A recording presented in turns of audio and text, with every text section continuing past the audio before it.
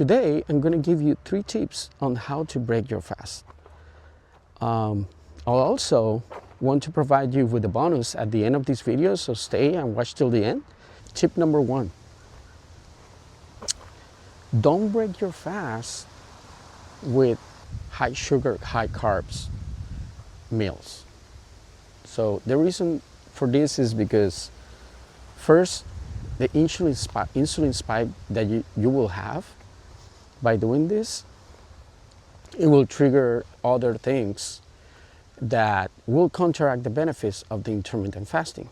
One of the adversary effects of high sugar intake and high carb intake when you're breaking your fast is that you are you can damage blood vessels that will transport blood to your heart and from your heart with time. Why? Because when you spike insulin that abruptly, it will trigger so many things. It's like a shock for the system. Another thing is the inflammation. One of the first reasons you're doing this is because you're trying to counteract inflammation. In the case of rheumatoid arthritis and flares, that is the first thing you're trying to do. So, in a nutshell, the tip number 1 is to stay away from carbs and stay away from sugar when you're breaking your fast. So the only macro that you should be thinking about every single time you're breaking your fast is protein, and second, fat. But I will be more inclined into protein for you to make a more easy selection. Now let's talk about tip number 2. Drinking coffee with no meals, with empty stomach. Well, if you're trying to extend your fast, yes, that will be the way to go.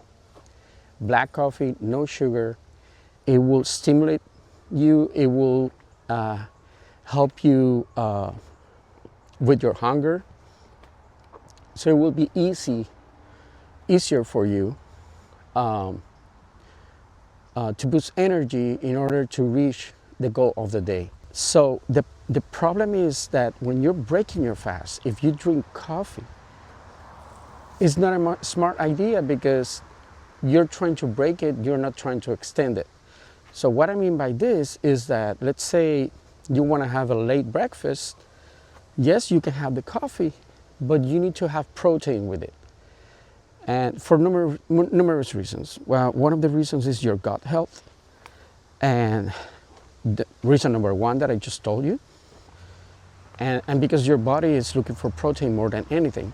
So if you're planning to have a coffee, yes, you can have it, but don't have it alone. Otherwise, you will feel more, you will have more cravings. And tip number 3 is that when you're breaking your fast, you need to make sure that that meal that you're taking is balanced. So, to give you an example, my favorite way of breaking a fast of more than 16 hours, let's say I'm doing it 18, 20, make sure that you're breaking it either with bone broth or a very low fat kind of protein source like chicken breast. You can put some olive oil on it because olive oil is good for many reasons, including your heart, your arteries, and to reestablish your fat intake for that day. You can have fish, you can even have Parmesan cheese. Parmesan cheese is another food that help you transport the calcium and store in the bones instead of soft tissues like your arteries. Any kind of white fish, sardines will be great. Make sure that you use boneless, skinless sardines because bone-in sardines have too much calcium content, and you don't want that.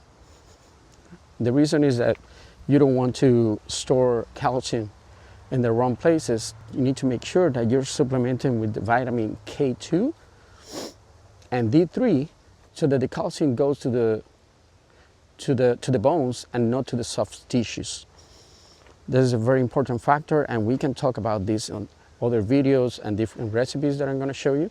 So this is a really, really important point, because you need to, especially if you're more than 40, you need to be careful with these things.